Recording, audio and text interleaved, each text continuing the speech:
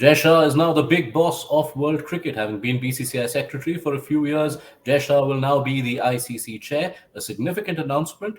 And we've got some significant people, our own big bosses here on ESPNcricinfo Newsroom, to dissect what it means and what are the challenges ahead for Yash Jha in this new role. Sambit, Osman, Samiuddin, thank you, gentlemen, for your time. Sambit, let's first break down to our viewers. What does it mean? What does being ICC chair really entail?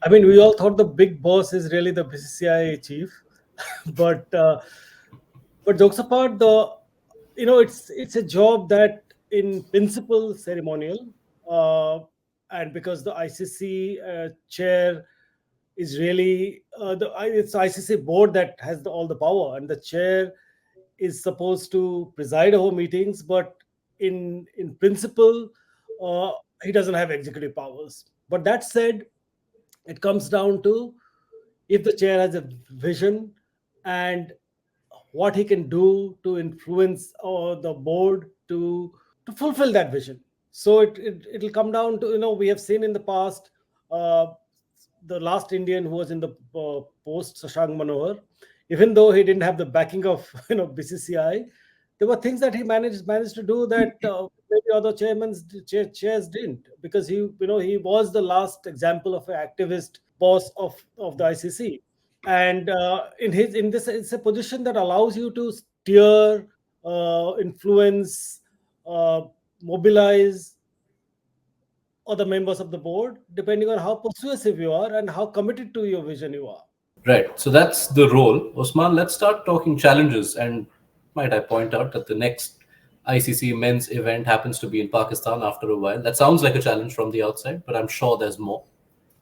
Yeah, it is a fairly challenging time to be the ICC chair. It's not, I would think, a highly coveted job, which I think was evident in, Yash Jha being the only candidate for it essentially. But one of the first decisions he's going to have to make is what to do with the Champions Trophy in Pakistan. If he was the BCCI secretary still, he would have to abide by, I guess, the Indian government's advice on it, which, although nothing's been said yet, but I suspect, given the relations between the two countries, it would be that the Indian team can't tour Pakistan. But as the ICC chair, he has to kind of look at the greater good of the game, and he has to kind of really take in what impact it has on Pakistan. And I think there'll be people in Pakistan who will be quite worried about what implications there are for him being the chair.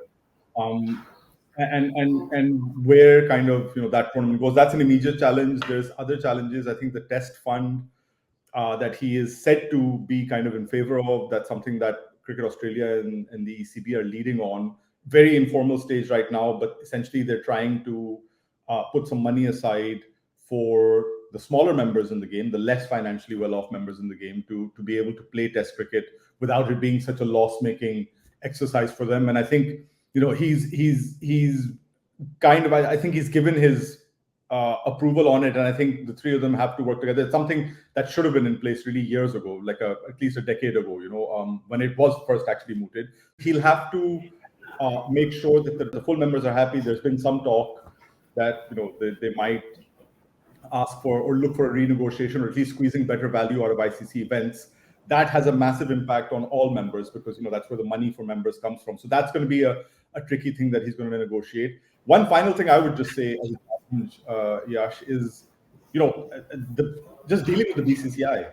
They're the biggest boards there in the ICC. It's a delicate and important relationship for an ICC chair to be working with the BCCI. I'd be very interested in seeing how that equation kind of works out now, given that he's just been secretary, a very prominent one. The thing that he'll have in his favor is that I'm sure BCCI will be firmly in his corner. So a chair's success will largely depend on how many boards he can carry, right? And you see, and the biggest cheese on the ICC table is BCCI. The fact that someone who's been BCCI secretary, been responsible for so much that's happened in Indian cricket in recent years, now holds such a big global position. Is there the possibility of the outside world having a lens of conflict of interest about it? And is that perception also part of the challenge of him in this role? Just on the conflict of interest, it's worth pointing out that the ICC itself, the board of directors, they're all primarily the heads of their boards. And so whenever they come and talk about the global game, they're actually coming with their own very, very distinct interests, which often clash with the interests of the global game. So, you have this calendar crunch where these same board members are expanding their leagues and making them bigger and trying to get a bigger foothold in the calendar. And yet, when they come to the ICC as board members, they're also talking about, hey, how do we figure out this crunch that we've got with international cricket and these leagues? So, that conflict of interest sadly is inherent in the global game. It's not something that anyone is doing anything about at any time soon. All right, so It's really a members body. It's not a governing body. It is a members body.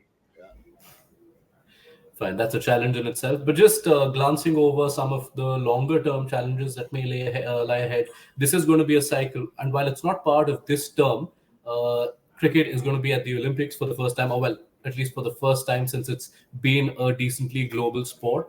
So the setup to cricket going to LA 2028, as well as leagues versus country, these are other big challenges for any ICC chair to take forward. I see Olympics as an opportunity, not as a challenge, in the sense that it's a. I don't really see how Olympics are going to grow cricket internationally, but to be an Olympic sport, to win a gold, all that really does matter. And ICC, I expect, will play a facilitating role in this. I suppose the Olympics organization will depend massively on the ICC to build infrastructure, and because it's not a game that is, as we have seen during the last World Cup, the playing surface is the most critical thing in a game of cricket. So I see ICC playing a major role in that. The major decision has been taken that cricket is going to be at the Olympics. So I see it's not as a challenge, more as an opportunity. Osman, final thoughts? You talked about the league and international cricket calendar thing. That's actually one of the most interesting things. And I have no idea how it will play out. You guys, Sambit might have a better play on this, but I've been interested to see Yash Jha's kind of lines that he's taken over this last season about making sure that players prioritize India cricket, long form cricket. He's incentivized Test cricket for a lot of players. He's settled on that side of the calendar debate, in that he thinks that international cricket, I think, still is the primary form of the game, and that's, I don't know, does it create a little bit of friction with IPL and franchise owners, because they have their own growth ambitions in the game. They are now part of several leagues, not just the IPL. The IPL itself keeps expanding. So I'd be very interested to see how he handles that kind of, the further, and it's not even an encroachment anymore. It's a wholesale takeover of the international, what used to be the bilateral international calendar by leagues. I'd be interested to see how that now plays in with what he does. Like I said, I think Sambit might know more, but I got a sense from some of the stuff that he did this last season that he was actually trying to push the primacy of international cricket and long form cricket for India over franchise cricket. That's at least the sense that I got. Yeah, but the thing is, it's easier for him to do it in India because you control everything. You control, IPL is your own. So there you will come in conflict with the other boards. Like Cricket South Africa, clearly for them, the T20 league is far, far bigger, far of greater importance to them.